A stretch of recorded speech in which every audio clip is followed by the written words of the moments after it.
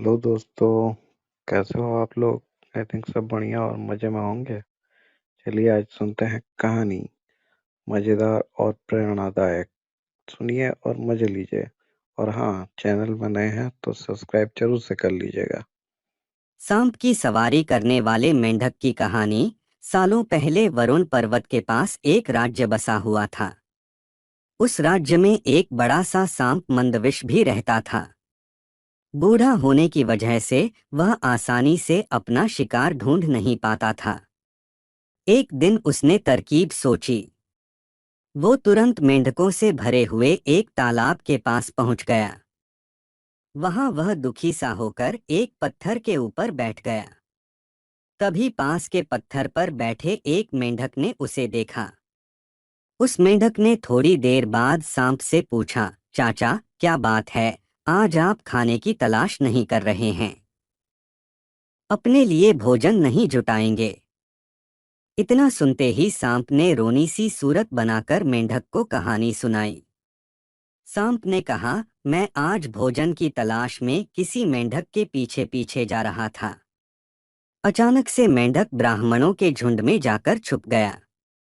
मेंढक को भोजन बनाने के चक्कर मैंने गलती से एक ब्राह्मण की बेटी को काट दिया, जिससे उसकी मौत हो गई।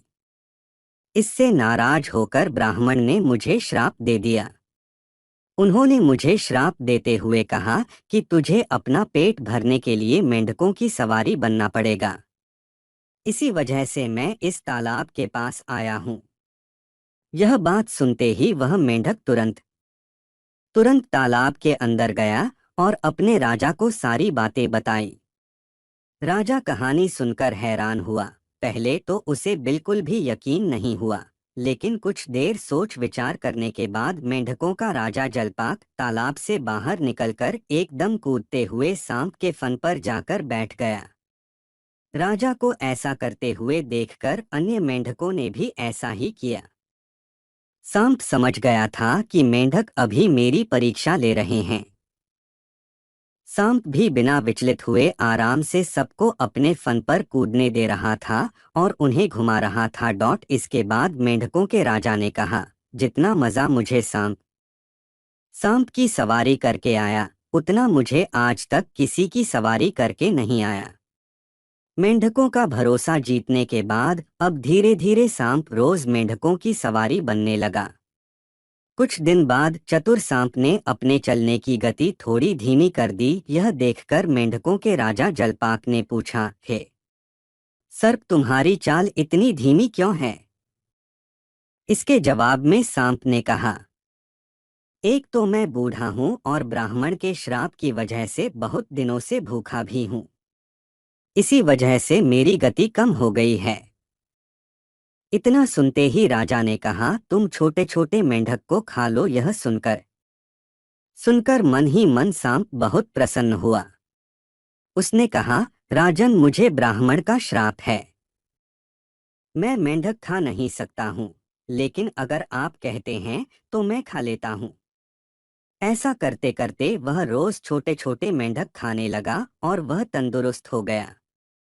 अब सांप को रोज बिना किसी मेहनत के खाना मिल रहा था।